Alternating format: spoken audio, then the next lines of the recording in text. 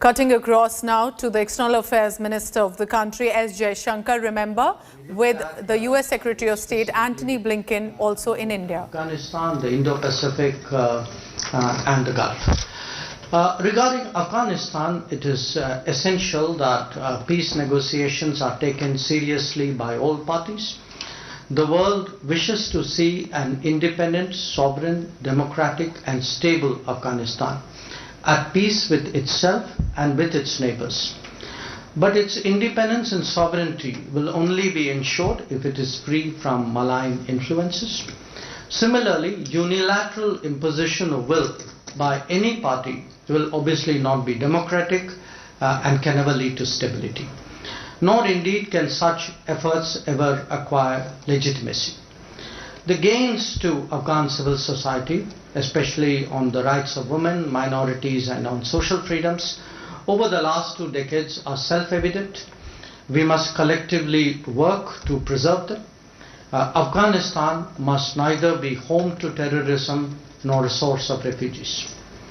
On the other side of India, the Indo-Pacific presents a different set of challenges to stability, growth and prosperity.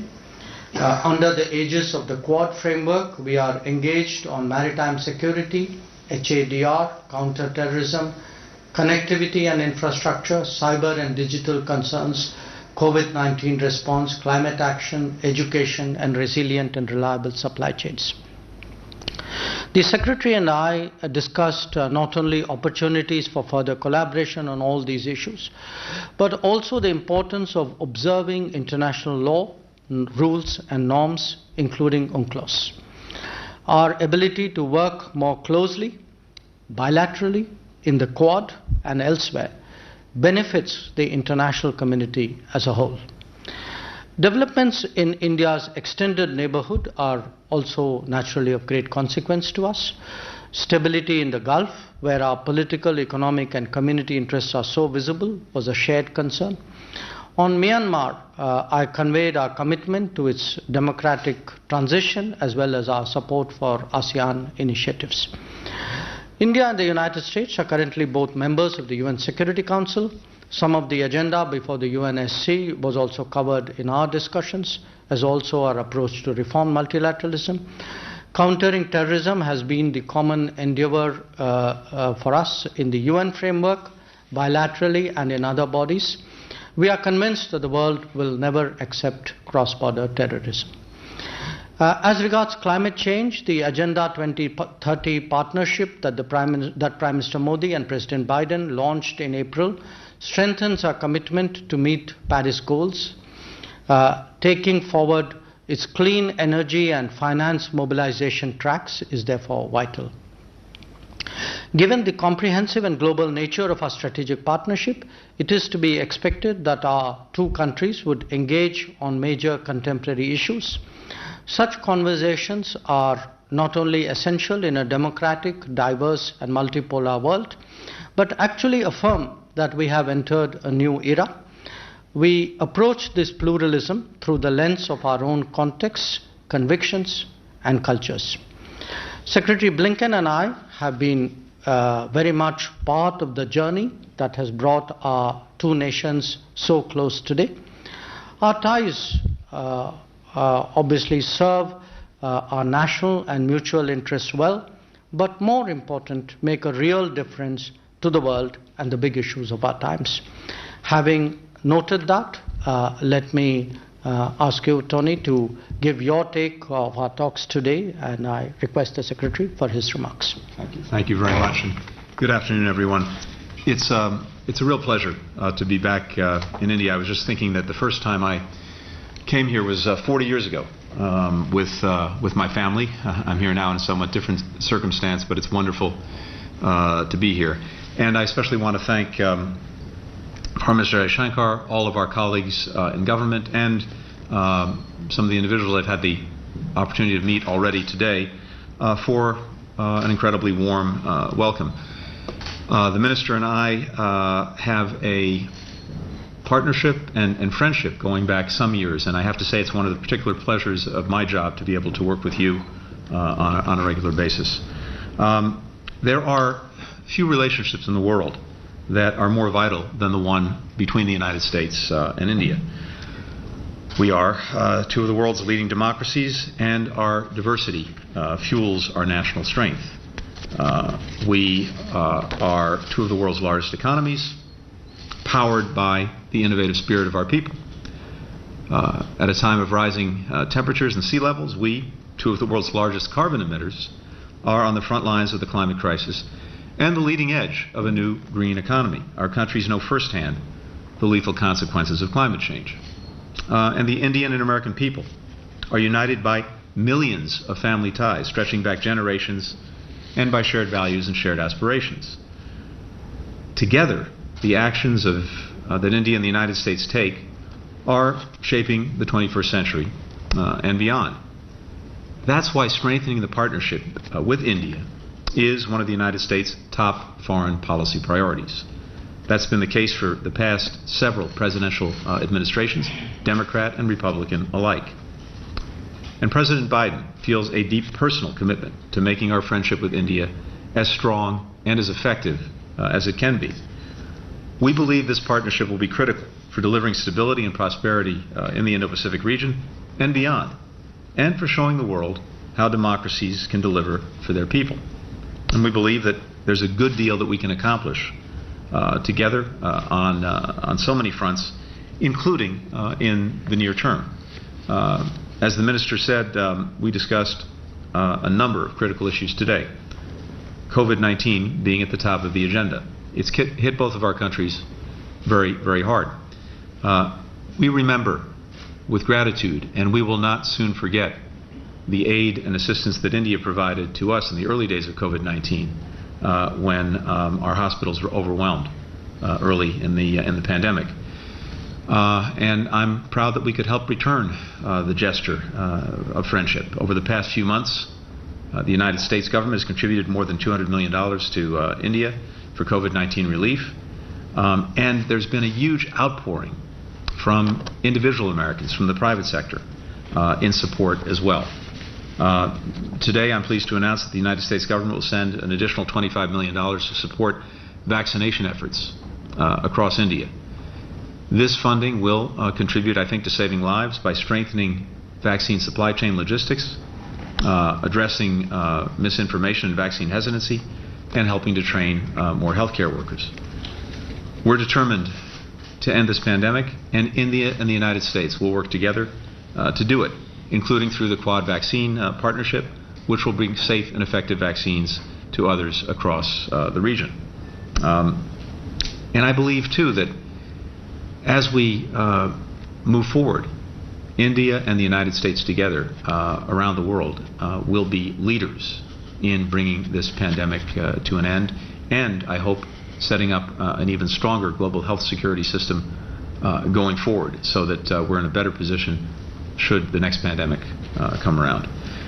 We also have to address the very painful secondary consequences of the pandemic. To fuel our economic recovery, India and the United States must continue to grow our trade relationship, and beyond that, we have to keep working through the barriers that stand in the way of greater bilateral investment and deeper commercial ties. That's something we talked about today as well. If we create the right conditions for more trade and investment and innovation, there really is no limit to what our private sectors can achieve together. The Minister and I also discussed strengthening our regional cooperation, both bilaterally and through the Quad with Japan and Australia, as well as other multilateral partnerships. So much of the future of the 21st century will be written in this part of the world. We share a vision, India and the United States, of a free, open, secure, and prosperous Indo-Pacific. We'll work together to make that vision a reality. And we'll continue to advance peace, security, and development worldwide, and to work in international organizations to strengthen a rules-based international order. Just to come back to one example, the Quad countries, as the Minister noted, are focused together on dealing effectively with COVID-19, on advancing the climate agenda, on dealing with emerging technologies. And we're bringing our experts together on a number of other vitally important issues to this region and beyond, including infrastructure, supply chains, maritime security. We discussed regional security issues, as the Minister noted, including Afghanistan. India and the United States share a strong interest in a peaceful, secure, and stable Afghanistan. As a leader and critical partner in the region, India has made and will continue to make vital contributions to Afghanistan's stability and development, and will continue to work together to sustain the gains of the Afghan people and support regional stability after the withdrawal of coalition forces from the country. And indeed, we talked about the climate crisis as well. Earlier this year, we launched the U.S.-India Climate and Clean Energy Agenda 2030 partnership to help achieve our ambitious 2030 targets. For the United States, slashing greenhouse gas emissions in half. For India, installing 450 gigawatts of renewable energy capacity, among other targets. That's nearly twice the amount of renewable energy capacity that the entire world added in 2020.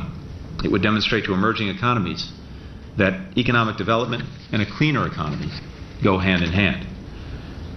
Today's conversations, including my meeting earlier today with National Security Advisor Doval and my meeting later today with Prime Minister Modi, are valuable, important opportunities to carry our cooperation forward. Defence Secretary Austin and I are looking forward to hosting Minister Jaishankar and Defence Minister Singh later this year in Washington for the annual 2+2 dialogue. That's a critical forum for our two countries to deepen our strategic and security partnership. Finally, our bilateral relationship is strengthened by our shared values. As two of the world's leading democracies, we take seriously our responsibility to deliver freedom, equality, and opportunity to all of our people. And we know that we must constantly do more on these fronts. Neither of us has achieved the ideals that we set for ourselves.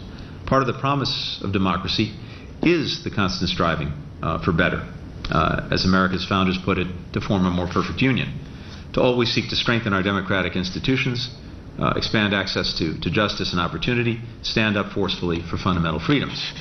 Those values are the heart of our democratic systems. They're at the core of the vast array of partnerships connecting our countries, not only between our governments, but also between our private sectors, universities, civil societies, most of all, between our people. One last thing. To prepare for my visit today, I look back on an earlier visit to India by an American leader. In 2006, then Senator Joe Biden was here. And during that visit to India, he said, and I quote, "My dream is that in 2020, the two closest nations in the world will be India and the United States. If that occurs, the world will be safer." Well, it's 2021. Joe Biden is President of the United States. The friendship between India and the United States is one of the most consequential in the world. And we too look to the future, to 2030 and beyond, because once again, the choices and investments that we make today can produce a healthier, more peaceful, more prosperous, more democratic future for our children and for the world. That's the opportunity before us, and that's what the people of India and the United States will work together to achieve. Thank you. Thank you, Honourable Ministers, for the opening statements. I will now invite questions from the members of the media here. For our dignitaries, given the time constraints, we will take two questions from the Indian media, and then I'll hand over to the spokesperson of the State Department, Mr. Ned Price, who's here with us, for the two questions from the US side. Let me begin with Parikshit Luthra from CNBC, please. Minister Jaishankar and Secretary Blinken, I believe both sides had detailed discussions on the situation in Afghanistan. Could you tell us about the areas of convergence and divergence about Afghanistan and the way ahead?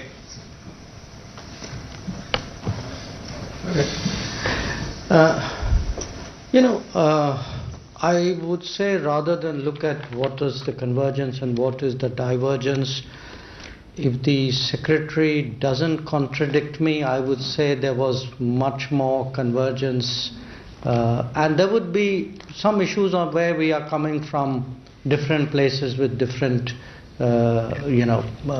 interests and backgrounds. I think on the whole, it would be fair to say we agreed that, what I emphasized in my remarks, that peace negotiations should be taken seriously. It is the only way to create a lasting solution, and that the diversity of Afghanistan must be taken into account in finding that lasting solution. and that as the United States, of course, has a very unique involvement in Afghanistan, but as a immediate neighbor with a historical connection, we do feel that the way we are looking at it, the way we see the challenges ahead, what needs to be done, I would say our views were quite similar. I think that would be a fair description. I will certainly not contradict my friend for the most important reason that what he says is exactly right. I think we largely see Afghanistan the same way. We're both committed to the proposition that there is no military solution to the conflict that afflicts Afghanistan. There has to be a peaceful resolution, which requires the Taliban and the Afghan government to come to the table, and we both agree, I think, strongly that any future government in Afghanistan has to be inclusive and fully representative of the Afghan people. But ultimately, this has to be an Afghan-led and Afghan-owned peace process that we will all support. I think it's also accurate to say that there is largely agreement among most countries, both neighboring Afghanistan and in the region, on the need for that kind of future, and certainly a rejection of the proposition that military force is the way to define the future of the country, and strong support for an Afghanistan that is inclusive and representative of its people. So I would say that we are both not only in alignment, but working together and also working with other countries, both neighboring Afghanistan and in the region, to support that kind of future for Afghanistan. Let me just add one other point to emphasize. Even as we withdraw our forces from Afghanistan and NATO and others withdraw their forces, we remain very much engaged in Afghanistan. We have not only a strong embassy there, but also important programs that continue to support Afghanistan economically, through development assistance, through security assistance. That remains. And we are very much engaged in the diplomacy of working to bring the parties together at the table for a peaceful resolution of the conflict. Thank you, Excellencies. For the second question, Elizabeth from Mint.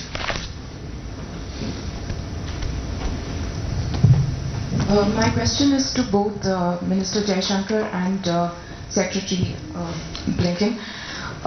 From your remarks, it seems there's been quite a bit of discussion on the Indo-Pacific and the Quad. Now, China doesn't lose any opportunity to criticize both these concepts. How would you answer Chinese criticism on the Indo-Pacific and the Quad?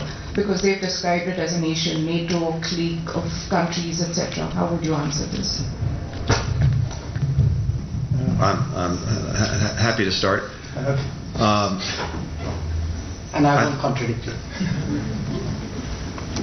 What the Quad is actually quite simple, but as important as it is simple. Four like-minded countries: India, the United States, Japan, Australia, coming together to work collectively on some of the most important issues of our time that are going to have a real impact on the lives of our people, and to do it in a way that hopefully ensures a free and open Indo-Pacific region and peace, security, and prosperity for the people of that region. So what we're doing together is coordinating, pooling our resources, pooling our thinking, and actively collaborating on a whole variety of issues that have an impact on the lives of our people, on COVID-19 and the vaccine initiative that we took with the first leaders meeting that took place just a few months ago, working on post-pandemic economic recovery together, working on the climate crisis, as well as a whole series of issues, everything from maritime security to infrastructure, that again are going to have a meaningful impact on the lives of our people. What the Quad is not is a military alliance. It is not that. Its purpose is, again, just to advance cooperation on regional challenges while reinforcing international rules and values that we believe together underpin peace, prosperity, and stability in the region.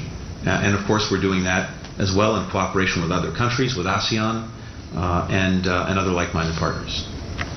Thank you. I'll now hand over. Let me just add a few words before you hand over. I would, to what Secretary Blinken said, I would first of all emphasize, I'm giving you an Indian perspective here.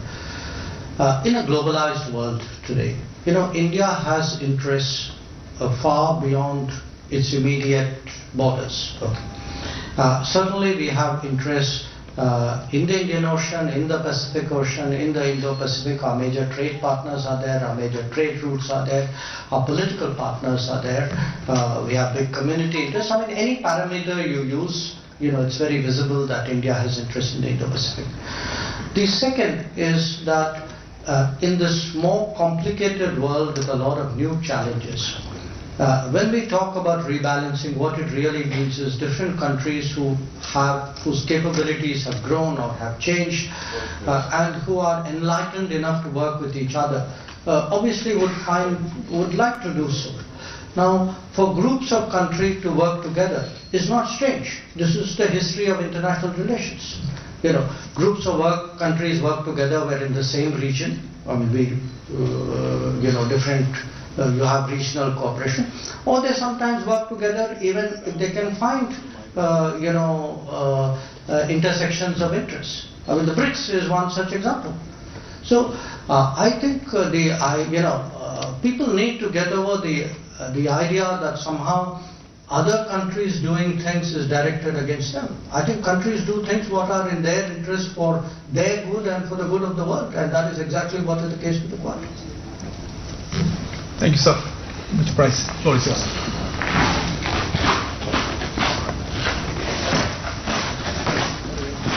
Thank you. Our first question will go to Connor Finnegan of ABC News.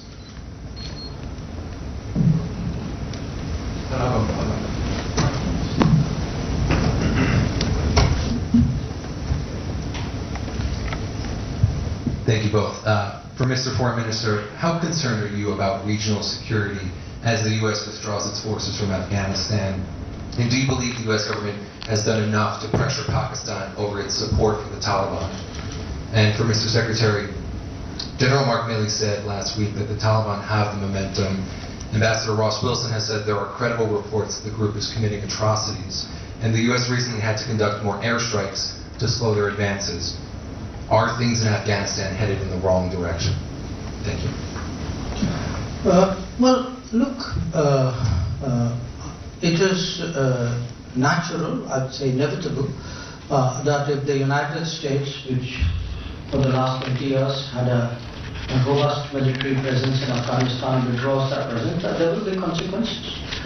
Now, the issue is not whether that's good or bad. What is done is done. It is a policy taken, and I think in diplomacy you deal with what you have. And a lot of our conversations today and conversations I've had with many of Afghanistan's neighbors address exactly that situation.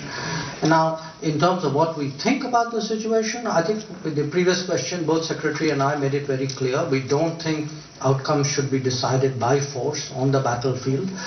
We think the peace negotiations should be a negotiation and should lead to peace. It should see cessation of violence. There should be a political settlement. So that is where we are looking at, and I think there is a broad consensus, deep consensus. Most of the neighbors of Afghanistan agree with that. Now, I grant you, not everybody who agrees does what they say they would do. I noted the exception which you have pointed out to. But I think that is a reality which is not new. That is a reality over the last 20 years. And Connor, to your question, let me say a few things.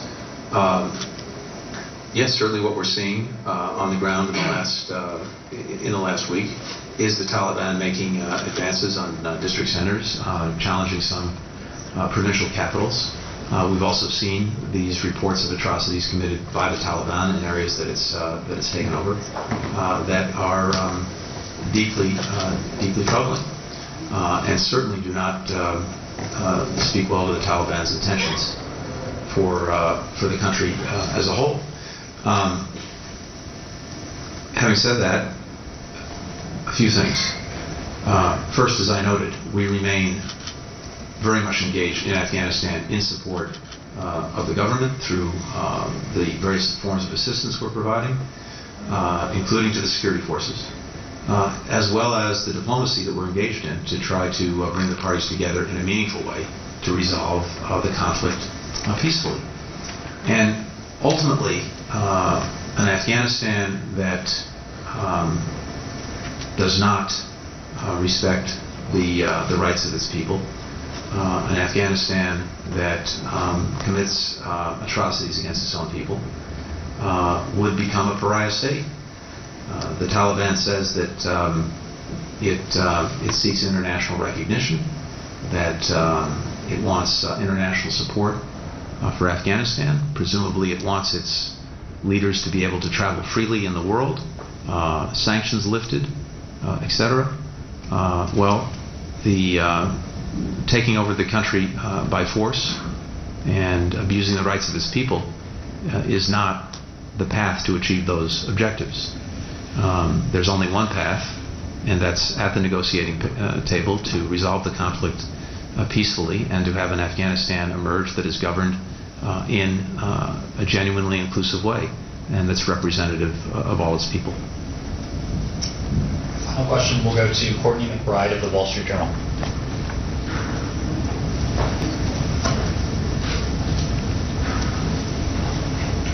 Thank you. Question for each gentleman. Mr. Secretary, you've discussed the U.S. and India's shared democratic ideals and the challenges of upholding those. And as you look to partner on issues such as climate and COVID and to offer a democratic alternative to China, how do you address the Indian government's backslide on issues such as human? And to Dr. Jaishankar, what progress did you make in these discussions of a path out of the pandemic? I mean, are you confident in the ability to accelerate vaccine production and distribution? And are you satisfied that the Biden administration is committed to expanding access to the U.S. beyond the students that you mentioned? I'm happy to start. So let me start by saying that our shared values, our shared democratic traditions, the high ideals that we both set for ourselves were very much a part of our conversation today, as they usually are. And let me just tell you why. You've heard me say this already today. I've said it a few times in the past, but the relationship between our two countries is so important and so strong because it's a relationship between our democracies and, at its core, a relationship between our peoples.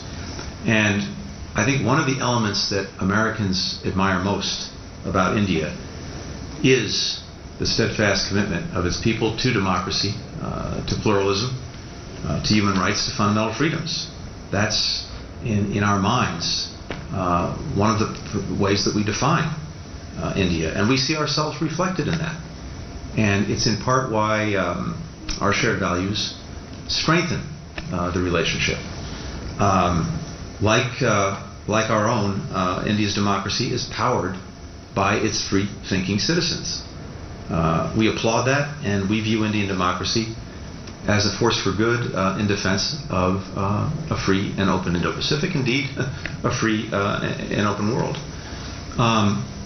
We also recognize that every democracy, starting with our own, is a work in progress. And when we discuss these issues, I certainly do it from a starting point of humility. We've seen the challenges that our own democracy has faced in the past and faces today. But this is, in a sense, common to all democracies. I mentioned this earlier. We talk about in our founding document the search for a more perfect union. That, by definition, means that we're not perfect.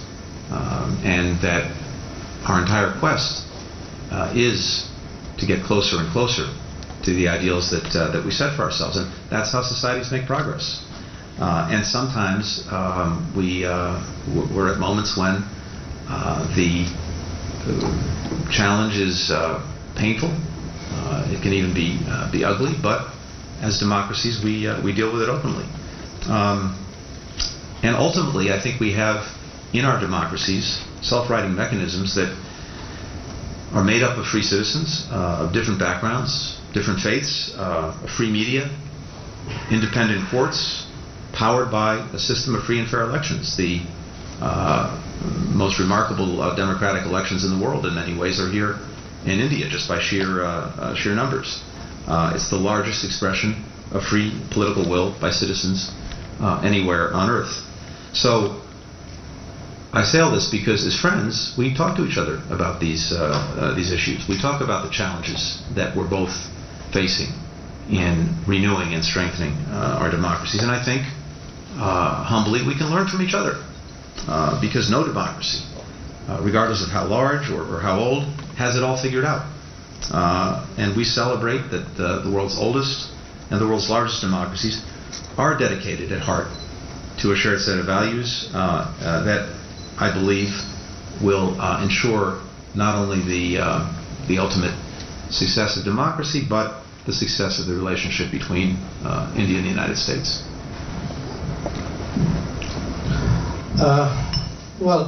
Before I answer the question you directed at me, let me just add a few words to what the Secretary said.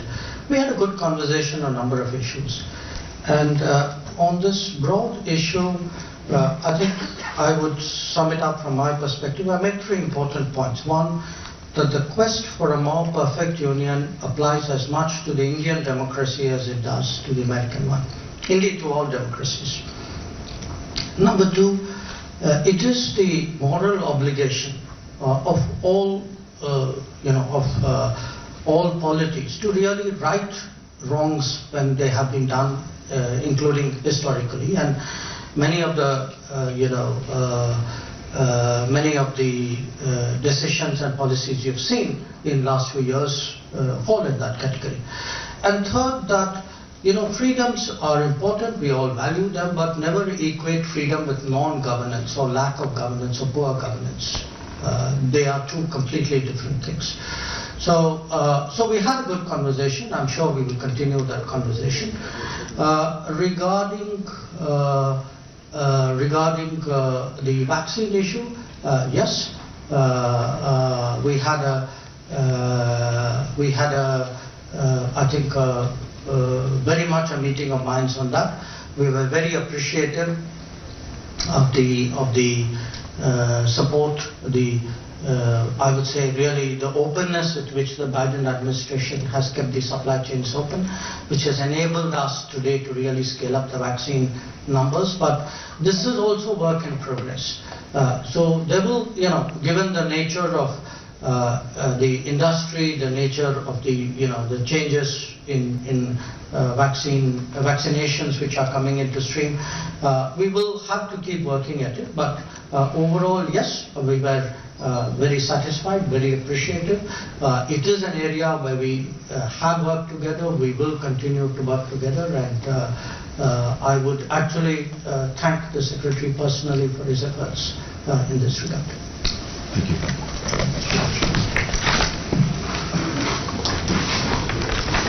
Thank you. That brings us to the end of this media interaction. Thank you for all for your presence. Please remain seated as the delegation members leave.